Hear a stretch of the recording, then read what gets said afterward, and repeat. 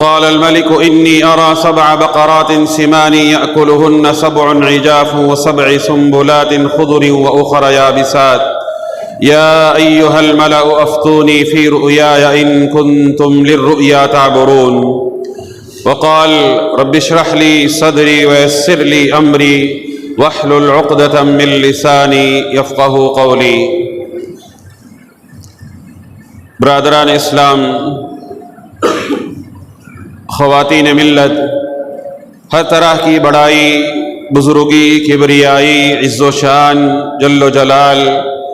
اسی اللہ وحدہ لا شریک لہ کے لیے لائق و زیبا ہے، جو ہم سب کا خالق اور مالک ہے، جس نے جن اور انس کو محض اپنی عبادت کے لیے پیدا کیا۔ اس کے بعد بے شمار درود و سلام و انبیاء علیہم الصلاۃ والسلام پر، خصوصاً نبی اکرم صلی اللہ علیہ وسلم کی ذات مبارکہ پر، جنہوں نے امت کو ہر اس عمل کی رہنمائی کی جس کی دنیا اور آخرت دونوں سنوارنے والے ہیں، اور ہر اس راستے سے روکا جو انسان کی دنیا اور آخرت برباد کرنے والے ہیں۔ معزز سامعین، خطبہ مسنونہ کے بعد میں نے آپ لوگوں کے سامنے سورہ یوسف کی ایک آیت تلاوت کی ہے، جس کے اندر اللہ تبارک تعالیٰ نے عزیز مصر کے ایک خواب کا تذکرہ کیا ہے۔ کہا وقال الملک انی ارى 7 بقرات سمان یأکلہن 7 عجاف و7 سنبلات خضر وأخر یابسات۔ کہا بادشاہ نے ایک مرتبہ خواب دیکھا، کہا کہ موٹی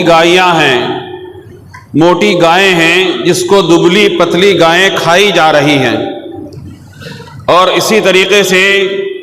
کہا کہ ہریالی ہے، اور اسی طریقے سے خشک جو ہریالی ہے اس کو وہ کھائی جا رہی ہے۔ تو یہ خواب بادشاہ نے دیکھا، تو ایسی صورت میں اپنے درباریوں سے پوچھا یا ایھا الملأ افتونی فی رؤیایا ان کنتم للرؤیا تعبرون۔ اپنے درباریوں میں سے سوال کیا کہ میں نے یہ خواب دیکھا ہے کہ موٹی گائیاں ہیں 7، جس کو دبلی پتلی 7 گائیاں اس کو کھائی جا رہی ہیں، لہذا اس خواب کی مجھے تعبیر چاہیے، اگر تم میں سے کوئی جو ہے خواب کی تعبیر جاننے والے ہو۔ تو انہی درباریوں میں سے ایک درباری ایسا بھی تھا جو یوسف علیہ السلام کے ساتھ جیل میں داخل ہوا تھا، جس کے خواب کی تعبیر، جس نے خواب دیکھا تھا اس خواب کی تعبیر یوسف علیہ السلام نے بیان کی تھی۔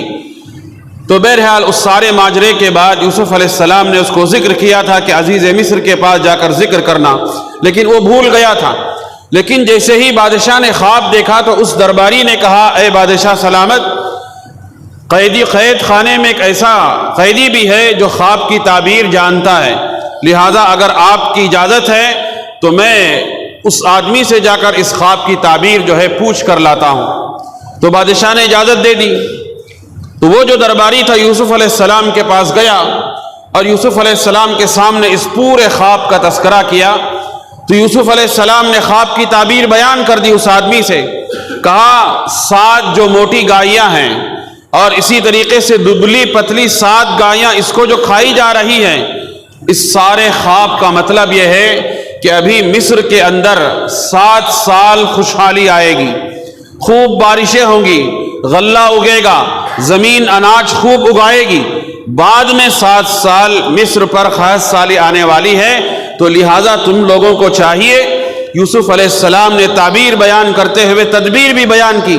کہا 7 سال جب خوشحالی کے آئیں گے تو کوئی تکلیف نہیں، لیکن قحط سالی کے زمانے میں آپ کو کیسے گزارنا ہے؟ کہا خوشحالی کے دنوں میں آپ جو اناج اگائیں گے اس اناج کو اسٹور کر کے رکھو، اس کی حفاظت کر کے رکھو، تاکہ قحط سالی کے زمانے میں آپ کو یہی اناج کام آئے۔ تو یہ یوسف علیہ السلام نے اس درباری سے کہا کہ بادشاہ کے خواب کی تعبیر یہ ہے۔ تو جیسے ہی بادشاہ کے سامنے اس خواب کی تعبیر بیان کی گئی تو بادشاہ نے یوسف علیہ السلام کو بلایا، اور صرف بلایا ہی نہیں بلکہ اپنے سلطنت میں وزیر خزانہ بھی بنا دیا۔ کہا آپ ہی اس کی حفاظت کریں گے، آپ ہی اس کو عملی جامہ پہنائیں گے بھی، آپ ہی ساری تعبیر کے ساتھ تدبیر بھی جو بتلائی ہے وہ کام آپ ہی انجام دے پائیں گے۔ تو بادشاہ نے یوسف علیہ السلام کو وزیر خزانہ بنا دیا۔ تو یوسف علیہ السلام نے 7 سال جب خوشحالی کے آئے، خوب بارشیں ہوئی، زمین سے اناج اگا، تو ایسی صورت میں یوسف علیہ السلام نے اناج کو جتنا کم ہو سکتا ہے اتنا استعمال کرنے کے لیے کہا کہ کم استعمال کریں تاکہ آئندہ جو 7 سال ہیں وہ ہمارے لیے کام آ سکے۔ تو یہ یوسف علیہ السلام نے بادشاہ کے لیے خواب کی تعبیر بیان کی، کہا اس طریقے سے اپنے آپ کو منصوبہ بندی کرنی چاہیے۔ آگے کی فیوچر جو پلاننگ ہوتی ہے یہ اللہ تعالیٰ نے یوسف علیہ السلام کے اس واقعے میں ذکر کیا ہے کہ یوسف علیہ السلام نے مصر میں جو قحط سالی کا زمانہ آئندہ آنے والا تھا اس کو کیسے ہم سنبھالیں گے، کیسے ہم اس کو صحیح ڈھنگ سے لے کر چلیں گے، یہ یوسف علیہ السلام نے تعبیر بیان کی۔ تو معزز سامعین، میرے اس آیت سے خطبے کے آغاز کرنے کا مطلب ہمیں اپنی زندگی کے اندر منصوبہ رکھنا چاہیے، ہمیشہ پلاننگ سے اپنا کام ہونا چاہیے۔ ہم زندگی تو گزارتے ہیں لیکن کوئی بغیر مقصد کے، بغیر منصوبہ کے، بغیر پلاننگ کے ہونا تو یہ چاہیے کہ ہماری عبادتوں کے اندر منصوبہ، ہمارے خاندانوں کے اندر منصوبہ، ہماری اولاد کی تعلیم و تربیت کے لیے منصوبہ، ہماری سیاسی زندگی کے لیے منصوبہ، ہماری تجارتی زندگی کے لیے منصوبہ بندی، ان ساری چیزوں کے لیے ہماری پلاننگ ہونی چاہیے۔ اس لیے کہ قرآن مجید ہمیں بتلاتا ہے کہ یوسف علیہ السلام کے اس واقعے سے معلوم ہوتا ہے کہ ہم اپنی زندگی میں کیسے منصوبہ بندی کے ساتھ زندگی گزارنی چاہیے، کیسے پلاننگ کر کے اپنے آپ کو، اپنی زندگی کو گزارنی چاہیے۔ یہ یوسف علیہ السلام کے اس واقعے سے ہمیں ملتا ہے۔ معزز سامعین، اللہ تعالیٰ نے قرآن مجید میں مطالعہ کریں گے تو ایسی صورت میں یہ جو منصوبہ بندی ہے انسانوں کے حد تک نہیں بلکہ اللہ تعالیٰ نے دوسری مخلوقات میں بھی رکھا ہے۔ پلاننگ کے ذریعے اپنی زندگی کیسے گزاریں گے، منصوبہ بندی کے ذریعے کیسے اپنی زندگی گزر بسر کریں گے، یہ صرف انسانوں کے حد تک نہیں بلکہ حیوانات کے حد تک بھی اللہ تعالیٰ نے قرآن میں ذکر کیا۔ ایک سورہ قرآن مجید میں اللہ تعالیٰ نے سورہ نمل کے طور پر چیونٹیوں کا سورہ ذکر کیا ہے، چونٹی کا۔ اس سورت کے اندر آپ پڑھیں گے کہ چونٹیوں کا تذکرہ کیا ہے، ذکر کرنے کے بعد اللہ تعالیٰ نے چونٹیوں کا ایک واقعہ نقل کیا، کہا گرمی کے موسم میں چونٹیوں کو زمین کے اوپر آنا، اناج حاصل کرنا، کھانا پینا، چلنا پھرنا سب آسان ہوتا ہے، لیکن سردیوں کے موسم میں ان کے لیے بہت تکلیف دہ ثابت ہوتا ہے۔ تو لہٰذا چونٹی کیا کرتی ہے، گرمیوں کے موسم میں اپنا تو اناج اکٹھا کرتی ہے، ساتھ ساتھ سردیوں کے موسم کے لیے اناج ذخیرہ اندوزی کرتی ہے، جمع کرتی ہے، اور اس کو اپنے بل میں یا گھونسلے میں لے کر جاتی ہے اور وہاں اکٹھا کر کے اناج کو جمع کر کے رکھتی ہے تاکہ گرمیوں کے موسم میں جمع کیا گیا اناج میرے اپنے سردی کے موسم میں کام آ سکے۔ اس لیے کہ چونٹی سردی کے موسم میں اوپر نہیں آتے، گرمیوں کے موسم میں آتے ہیں، اور وہ بھی اناج کے ذخیرہ اندوزی کا اس کا جو طریقہ ہے، اگر وہ دانہ ہے تب ایسی صورت میں دانہ رکھیں گے تو ہو سکتا ہے کہ موڑ نکل آئے گا، اس لیے دانوں کو وہ ٹکڑے ٹکڑے کر کے اپنے پاس محفوظ رکھتی ہے تاکہ سردیوں کے موسم میں مجھے یہ اناج کام آ سکے۔ تو اللہ تعالیٰ نے انسان کے اندر نہیں، حیوانات کے اندر بھی یہ شعور رکھا ہے کہ ہم آگے کی زندگی کے لیے کیسے منصوبہ کریں، کیسے پلاننگ کریں، کیسے اپنے آپ کو تیار کریں۔ تو لہٰذا ان ساری چیزوں سے معلوم ہوتا ہے کہ ہمیں اپنی زندگی کے سارے مراحل کے اندر ایک منصوبہ رکھنا چاہیے، ایک پلاننگ ہونی چاہیے، ایسا طریقہ ہونا چاہیے کہ اگلی زندگی ہماری بہتر سے بہتر ہو سکے۔ نبی کریم صلی اللہ علیہ وسلم کی سیرت میں ہمیں ہجرت کا جو واقعہ ہے، آپ نے مکہ کو چھوڑ کر مدینے کی طرف جو ہجرت کیا، یہ سب سے بڑا منصوبہ ہے سیرت کے اندر۔ آپ نے شروع سے لے کر مدینے کو پہنچنے تک پھر اس کے بعد جو کام آپ نے کیے ہیں وہ پورے کا پورا منصوبہ بند طریقے سے تھا۔ دیکھیے ہجرت کا واقعہ شروع ہوا تو ایسی صورت میں نبی کریم صلی اللہ علیہ وسلم اپنے گھر سے اللہ تعالیٰ کی تائید اور نصرت کے مطابق آپ نے گھر سے نکلا تو ایسی صورت میں 3 دن غار ثور کے حوالے ہوئے آپ نے اپنے آپ کو چھپا لیا. تو ایسی صورت میں وہاں جب تک آپ تھے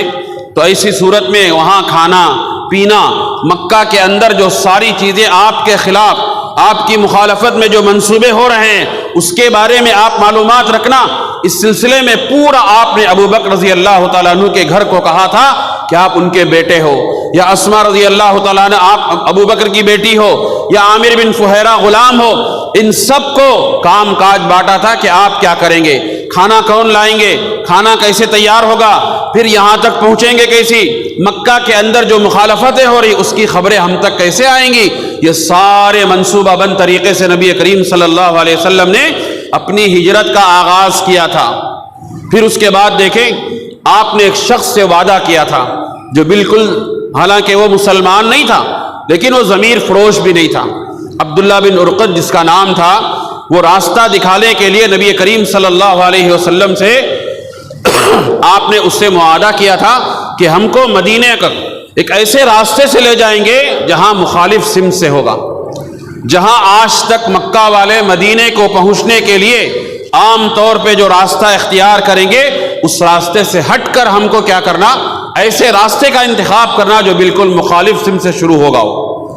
جانا آپ کو ادھر ہے لیکن راستہ ہم شروع ایسے کریں گے، یہاں سے طویل راستہ، طویل مسافت طے کر کے ہم اپنے منزل مقصود کو پہنچیں گے. یہ نبی کریم صلی اللہ علیہ وسلم نے اس آدمی سے وعدہ لیا تھا، اس آدمی سے عہد لیا تھا. ویسے ہی وعدے کے مطابق وہ آدمی آیا، 3 دن رہنے کے بعد آیا اور ساتھ میں لے کر آپ سمندری راستے سے اس نے مدینے کو پہنچانے کی کوشش کی، نبی کریم صلی اللہ علیہ وسلم اور ابو بکر رضی اللہ تعالیٰ عنہ کو. محترم سامعین، یہ پورا ہجرت کا جو واقعہ ہے،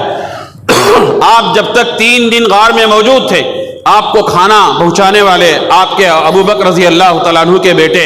کھانا تیار کرنے والی اسما رضی اللہ تعالیٰ عنہ، دن بھر کی خبریں اور ان دونوں کا آنا جانا. پرانے زمانے میں ہوتا یہ تھا کہ آدمی کے پیر کے جو نشانات ہیں اس سے آدمی کو پہچان ہوتی تھی کہ یہاں کس نے آدمی گیا ہے.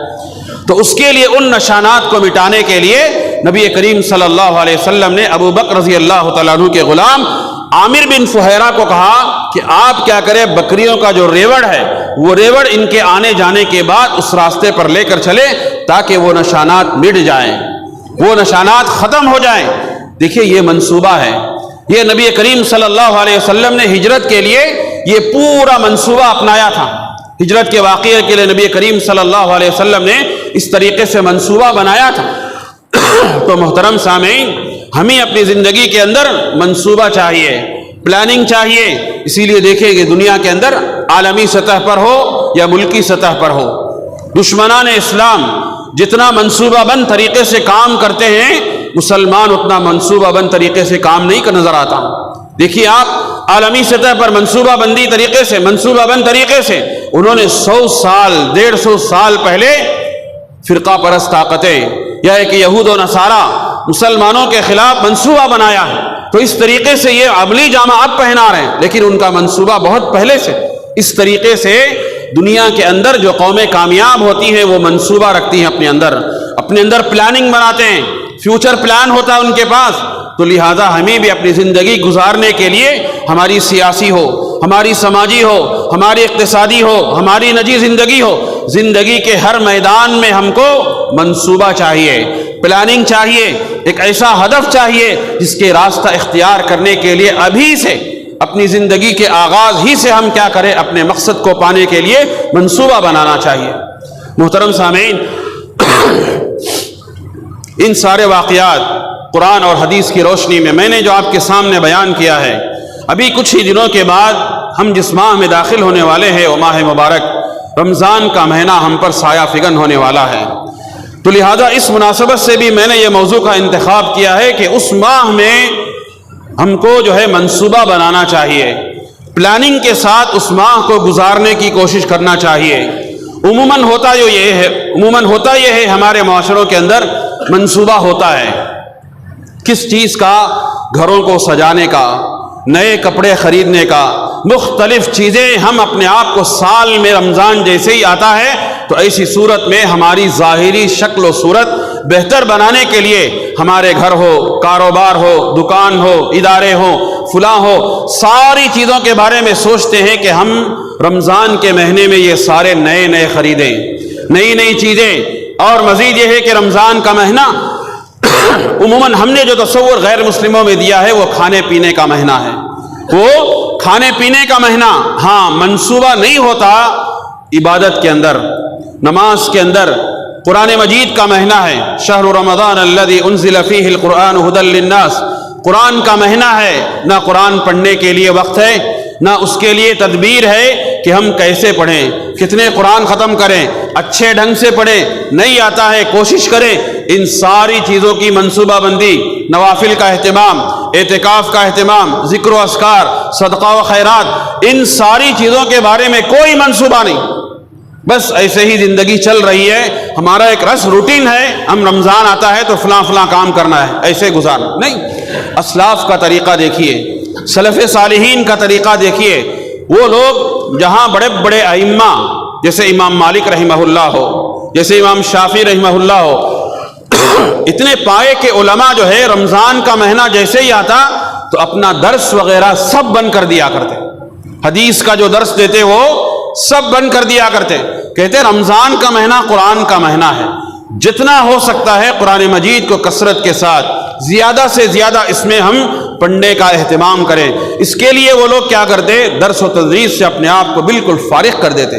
یہ منصوبہ ہونا چاہیے ہمارا. منصوبہ جیسے قرآن مجید کا نزول ہوا ہے تو ایسی صورت میں سب سے زیادہ اس چیز کا اہتمام ہو جیسے خود نبی کریم صلی اللہ علیہ وسلم اپنی زندگی میں کیا کرتے تھے. تو لہٰذا ہم کو چاہیے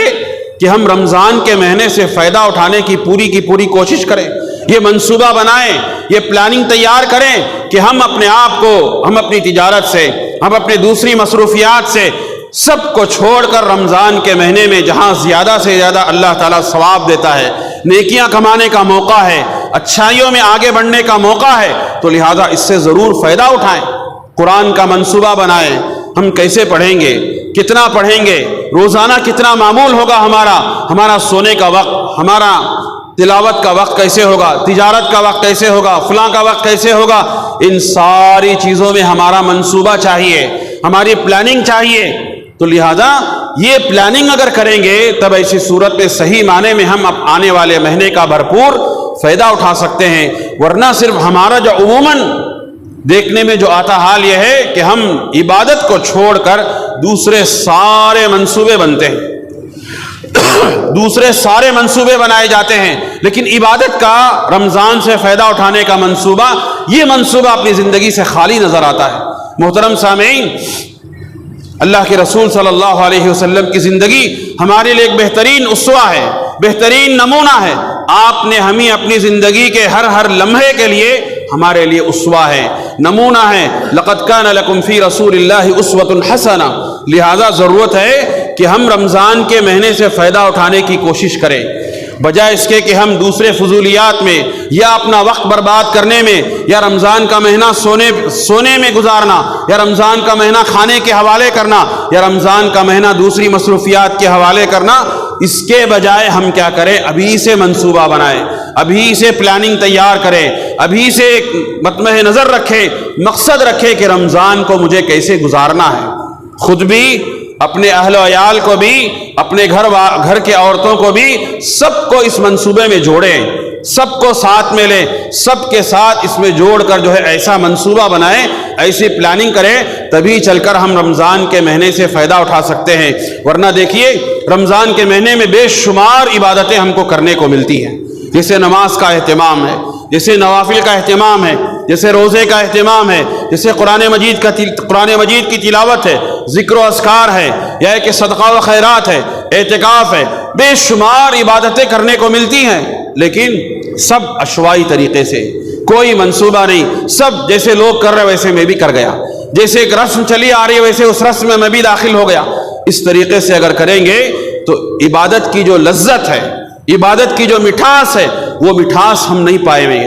رمضان کا جو صحیح معنی میں فائدہ ہے وہ فائدہ ہم اٹھا نہیں پائیں گے. لہذا ضرورت ہے کہ ہم جو ہے ایک منصوبہ بنائیں اپنے لیے. ہماری اپنی زندگی کے لیے منصوبہ بنائیں. یہ اللہ کے رسول صلی اللہ علیہ وسلم کی زندگی سے ہمیں ملتا ہے. محترم سامعین، نبی کریم صلی اللہ علیہ وسلم کا جو منصوبہ ہے، آپ نے جس طریقے سے منصوبہ بنایا اپنی زندگی کے اندر، وہ ساری چیزیں ہم اپنے لیے سامنے رکھیں، ہم اپنی زندگی کے اندر سامنے رکھیں. تب دیکھیں کہ کیسے ہم اپنی زندگی گزار سکتے ہیں، کیسے ہم آگے اپنی لے جا سکتے ہیں. یوسف علیہ السلام کا واقعہ اللہ تعالیٰ ذکر کیا ہے، تو آگے چل کر اللہ تعالیٰ نے قرآن مجید میں اسی صورت میں کہا، ان سارے واقعات کے ذکر کرنے کا مقصد لقد كان في قصصهم عبرة لأولي الألباب،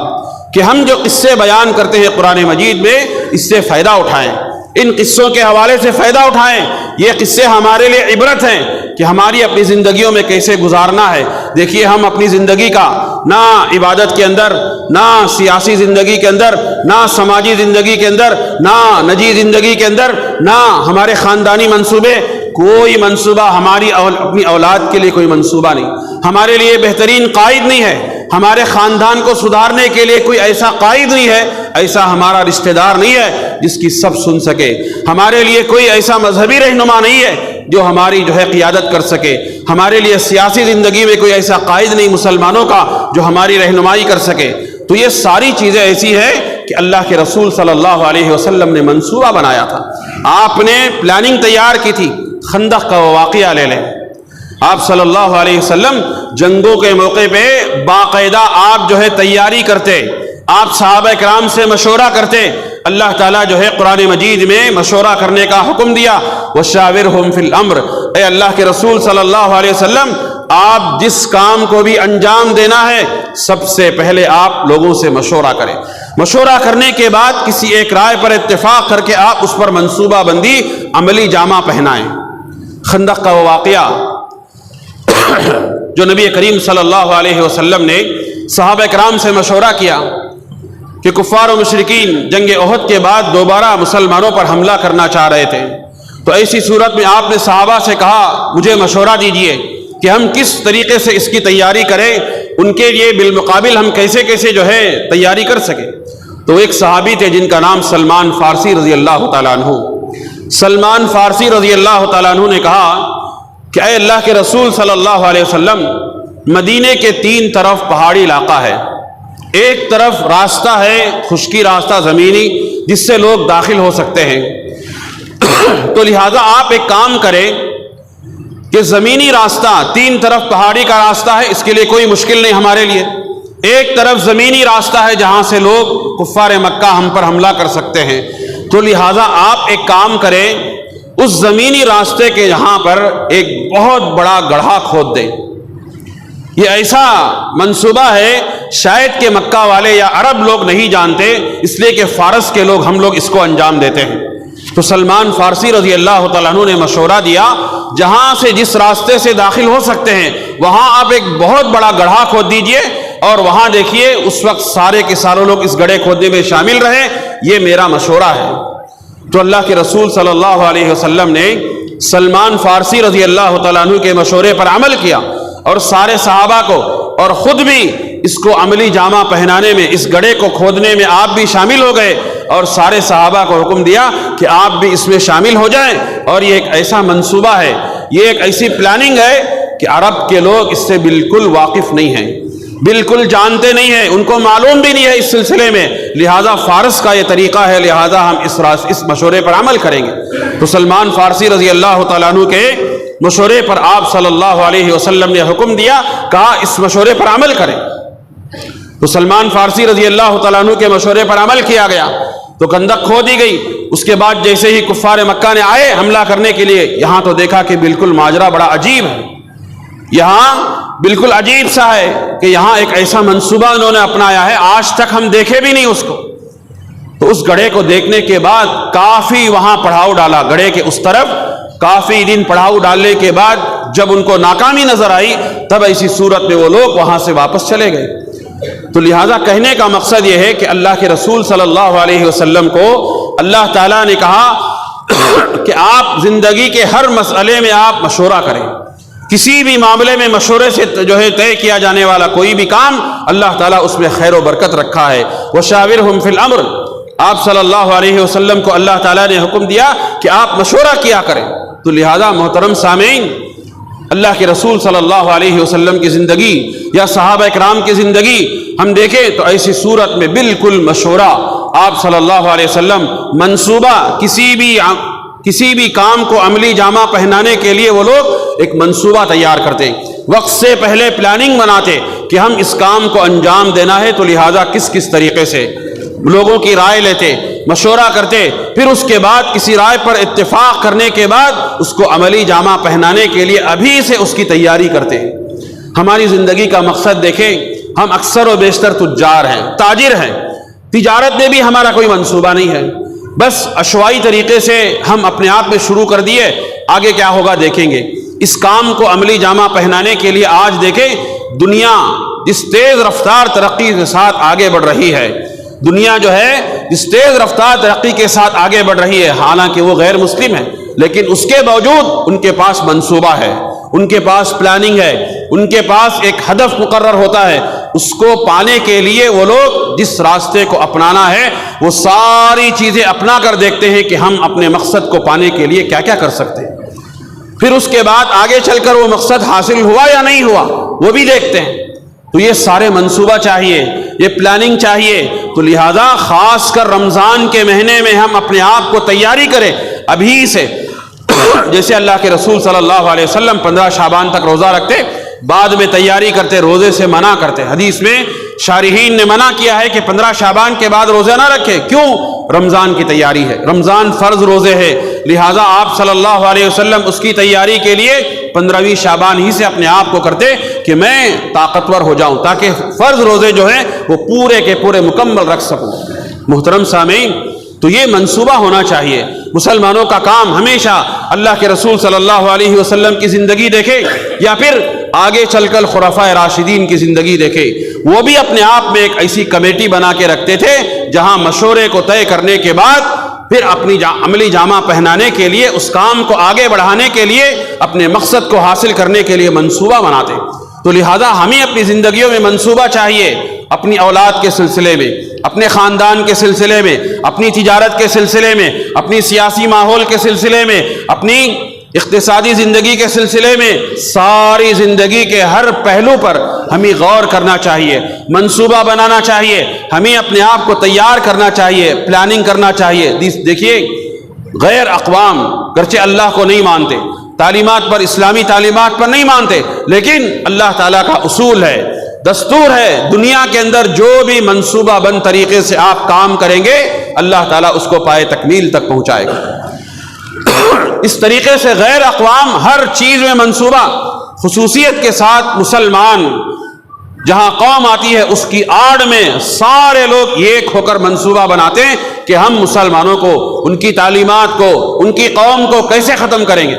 اس کے لیے گرچہ آپسی اختلاف ہوتا ہے لیکن اس کے باوجود بھی آپس میں متحد ہو جاتی ہیں مسلمانوں کو ختم کرنے کے لیے۔ لیکن ہمارے پاس اپنے زندگی گزارنے کے لیے خود منصوبہ ہونا چاہیے۔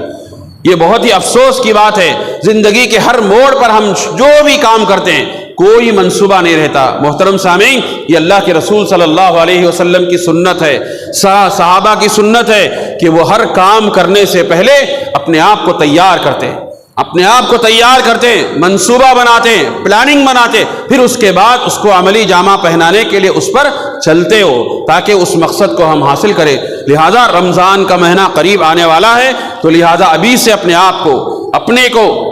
اسی طریقے سے اپنے بیوی بچوں کو، خاندان والوں کو، دوست احباب کو، ساروں کو اپنی تجارتوں سے ہو، اپنی دوسری مصروفیات سے ہو، سب سے کم کر کے ہم عبادت کے اندر ہو۔ رمضان میں ہم وقت کیسے گزاریں گے، نوافل کا کیسے اہتمام کریں گے، ذکر و اذکار میں ہم کیسے منصوبہ بند طریقے سے اپنے آپ کو چلائیں گے، ان ساری چیزوں کے لیے کریں گے تب ایسی صورت میں آنے والی نسلیں اسی کے نقش قدم پر چلیں گی۔ لہذا ضرورت ہے کہ ہم اپنے آپ کو منصوبہ بندی کے ساتھ کوئی بھی کام کرے، دنیا کا ہو یا اخروی زندگی کا، ہر صورت میں ہم اپنے آپ کو تیار کریں۔ ساتھ ہی ساتھ خصوصاً عورتوں کے لیے بھی یہی ہے کہ پیغام یہ ہے کہ آپ اپنے آپ کو زیادہ سے زیادہ کچن کے حوالے کرنا یا کہ پکوان کے حوالے کرنا یہ زندگی بھر ہے ہی ہے، سال کے 11 مہینے یہ ہے ہی ہے کہ ہم کھانا پینا چل سب ہے، لیکن رمضان کا مہینہ بہت ہی بابرکت مہینہ ہے، اس سے اپنے آپ کو فائدہ اٹھائیں۔ جہاں مرد حضرات چاہتے ہیں کہ اپنے آپ کو ہم فائدہ اٹھائیں، تو اپنے گھروں کی عورتوں کو بھی حق ہے کہ ان کو بھی ہم عبادت میں آگے بڑھائیں، ان کو بھی ہم نیکی کے کاموں میں آگے بڑھنے کا موقع دیں، وہ بھی حقدار ہیں ہمارے۔ لہذا نماز کا ہو، نوافل کا ہو، قرآن مجید کی تلاوت ہو، ذکر و اذکار ہو، جو کچھ بھی عبادتیں ہو سکتی ہے، مرد جس طریقے سے چاہتا ہے عورتوں بھی اسی طریقے سے آگے بڑھنے کا ہم کو موقع دینا چاہیے، اس کا اہتمام کرنا چاہیے۔ من عمل، جیسے اللہ تعالیٰ نے قرآن مجید میں کہا، من عمل صالحا من ذکر او انثى وهو مؤمن فلنحيينه حیاتا طیبہ، جو بھی مرد ہو یا عورت نیک عمل کرے تو ایسی صورت میں ہم اس کو بہترین زندگی دیں گے۔ یہ حق ہے مرد اور عورت کا، دونوں کا۔ تو لہٰذا محترم سامعین، میرے اس پورے خطبے کا خلاصہ یہی ہے کہ ہم اپنی زندگی میں منصوبہ بند طریقے سے کام کریں، چاہے وہ عبادات کا ہو، چاہے وہ معاملات کا ہو، چاہے ہمارے آپسی حقوق کا ہو، چاہے ہمارے گھریلو زندگی ہو، چاہے ہمارے اپنے بچوں کے مستقبل کا مسئلہ لے ہو، کوئی بھی کیوں نہ ہو، ہم ابھی سے اپنے آپ کو تیار کریں، ہم ابھی سے اپنے آپ کو منصوبہ بند طریقے سے کام کریں کہ اپنے بچوں کے مستقبل کے بارے میں مجھے کیا کرنا ہے، ابھی سے ہدف بنا لیں، ابھی سے ساری چیزیں کر لیں۔ تو لہٰذا آپ کا کام جو اللہ تعالیٰ نے آپ کو مقصد ایک ذہن میں دیا ہے اس کو پورا کر سکتے ہیں، ورنہ زندگی عشوائی طریقے سے بغیر کسی منصوبہ بند طریقے سے نہ ہو تو ایسی صورت میں نہ ہماری دنیا صحیح، نہ ہماری دین صحیح، نہ ہماری آخرت صحیح ہوگی، نہ ہماری دنیا صحیح ہوگی۔ تو لہذا بے مقصد زندگی اللہ تعالیٰ نے ہم کو نہیں پیدا کیا۔ افحسبتم انما خلقناکم عبثا وانکم الینا لا ترجعون، انسان اللہ تعالیٰ نے بے مقصد نہیں پیدا کیا، بلکہ ایک مقصد کے تحت دنیا میں ہم کو اللہ تعالیٰ نے بھیجا ہے۔ وہ مقصد یہ ہے وما خلقت الجن والانس الا ليعبدون، کہ ہم ایک اللہ کی عبادت کریں، اس کو یہ مقصد ہے ہمارا۔ تو اس کو پانے کے لیے جو بھی طریقے ہو سکتے ہیں، جو بھی اسباب، جو بھی وسائل ہو سکتے ہیں، اس کو اپنانا چاہیے۔ تو لہٰذا آخر میں یہی ہے کہ ہم اپنی زندگیوں میں منصوبہ بند طریقے سے کام کریں، چاہے معاملات ہو، چاہے عبادات ہو، چاہے ہماری سیاسی ہو، چاہے